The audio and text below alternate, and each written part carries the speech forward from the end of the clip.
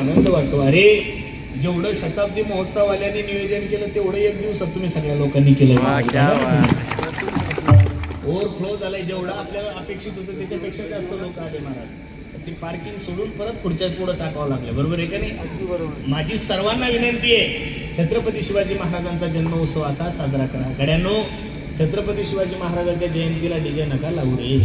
छत्रपती शिवाजी महाराजांच्या मिरवणुकीला दारू पिऊन नका छत्रपती शिवाजी महाराजांसमोर नाचू. अरे आज कीर्तन ठेवल्यानंतर कमीत कमी 70% महिलांची संख्या जास्त आहे महाराज. का? तुम्ही डीजे लावा, यातली एकही मानमावली तुमच्या छत्रपती शिवाजी महाराजांच्या मिरवणुकीला येणार नाही. कीर्तन ठेवलं, मी या मताचाही महाराज नाही की तुम्ही सर्वांनी कीर्तन ठेवा, अजिबात नाहीये. दरवर्षी कीर्तनाला जेवढा खर्च करतात तेवढा, एवढे जे अथांग, जेवढ्या माझ्या आई बहिणी बसलेल्या, वडीलधारी मंडळी बसले, तरुण मित्रमंडळी बसले, यांना मार्गदर्शन होईल असे वक्ते इथं बोलवा. ते व्यसनाविषयी बोलले पाहिजे. त्यांनी आता ज्या मुलींच्या हत्या होत आहे त्याच्याविषयी बोललं पाहिजे. त्यांनी लव जिहाद विषयी बोललं पाहिजे. सरकारने एक निर्णय खूप चांगला घेतला महाराज. सरकारला माझा खूप खूप खूप खूप प्रणाम आहे. कायदाच काढला सरकारने. बरोबर आहे का नाही? एकदा एवढा सुंदर कायदा सरकारने पारित केला म्हणून त्यांच्यासाठी एकदा प्रेमाने सर्वांनी टाळी वाजवली. खूप सुंदर आहे महाराज, केलं पाहिजेत ना. अरे आंतरजातीय विवाह किती चुकीचं झालेलं आहे महाराज. पण ह्या गोष्टी बोलण्यासारख्या आता राहिलेल्या नाहीये. लोक म्हणतात की मुलगी 18 वर्षाची झाली की तिला तिचे स्वतंत्र विचार मांडण्याचा अधिकार आहे.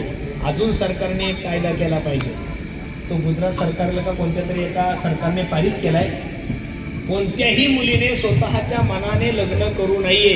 जोपर्यंत आई वडील त्या लग्नाला तयार नाही तोपर्यंत ते लग्न ग्राह्य धरता येणार नाहीये. असा सुद्धा कायदा या महाराष्ट्रात झाला पाहिजे. 18 वर्षे आपण आपल्या पोटचा गोळा एवढा सुंदर सांभाळायचा, आपण अडचणीत राहायचं, तिला सुखाचे दिवस द्यायचे, आणि ती एका शेंबड्या पोराच्या नांदी लागून पोलीस स्टेशन मध्ये सांगणार की मला माझ्या आईपासून भीती आहे आणि मला माझ्या बापापासून भीती आहे. असं जर आजकालच्या बावळात पोरींनी केलं, कोर्टामध्ये जर आपल्या मायबापाला नेलं, पोलीस स्टेशन समोर जर PSI समोर जर आपले मायबाप दोषी असं जर पोरगी सांगत असेल, तर मी छत्रपती शिवाजी महाराजांच्या जयंती दिवशी सांगतो, माया हो वडीलधारी मंडळी, भविष्यात पोरं माणसं मुली जन्माला घालणार नाही आणि नाही. अरे प्रेम करावं, प्रेमाच्या विरोधातला महाराज नाहीये मी. तुम्ही 2 वर्षाची ओळख असणाऱ्या पोरासाठी जर तुमच्या मायबापाला सोडत असेल तर ते प्रेम नाहीये. तुमच्या आई बापाने 3-3, 4-4 रुपये टक्क्यानं पैसे काढून तुमच्या कॉलेजची फी भरली, हे प्रेम नाही तर काय? तुमचा बाप जिओचा साधा फोन वापरतो, तुम्हाला 25,000चा फोन देतो, हे प्रेम नाही तर काय? तुमच्या बापाकडे चप्पल नाहीये, तुम्हाला नवी सँडल आहे, त्याला घालायला कपडे नाही, तुम्हाला नवीन ड्रेस आहे. हे सगळं जे करत असेल तर तुमचा बाप प्रेम आहे म्हणूनच करतो ना.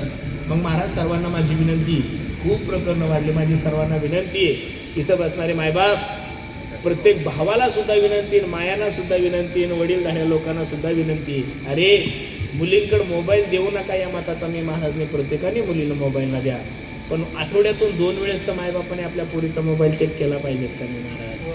भावानं सुद्धा तिचा मोबाईल चेक केला पाहिजे. आरोप म्हणून नका करू, ती चुकीची म्हणून नाही, पण तुमचं कर्तव्य म्हणून तर तुम्ही. अरे पोरगी मुंबईला हॉस्टेलला टाकली, अरे ते हॉस्टेलला जे काय एखाद्या पोरासोबत पिक्चरला जाते महिन्यातून एकदा वेळेस गेलो, जाऊन पाहिलं पाहिजेत ना बापानं. नुसते मनी ऑर्डर नका करू, नुसते पैसे नका पाठवू, आपलं लेकरू करतं काय याही गोष्टीचा प्रत्येकाने काय केला पाहिजे, विचार केला पाहिजे. म्हणून एवढी सुंदर छत्रपती शिवाजी महाराजांची जयंती तुम्ही सर्व मंडळी साजरी करतायत, तुमच्या कार्याला माझा सलाम आहे महाराज. खरोखर मी खूप प्रसन्न झालो, खूप सुंदर वातावरण आहे. एखादा अमृत महोत्सव चालला असावा, एखादा सुवर्ण महोत्सव चालला असावा, आणि त्या सुवर्ण महोत्सवाचं जागराच्या कीर्तनाला जेवढी पब्लिक तेवढी एक दिवशी तुम्ही सर्व मंडळीने बोलवलं. सर्वांच्या कार्याला माझा सलाम आहे. म्हणून जीवन जगत असताना माझ्या राजासारखं जगा. तुका म्हणे का मरण्याची सरे, उत्तम चिवरे कीर्ती मागे, एरती माई के दुःखाची जननी.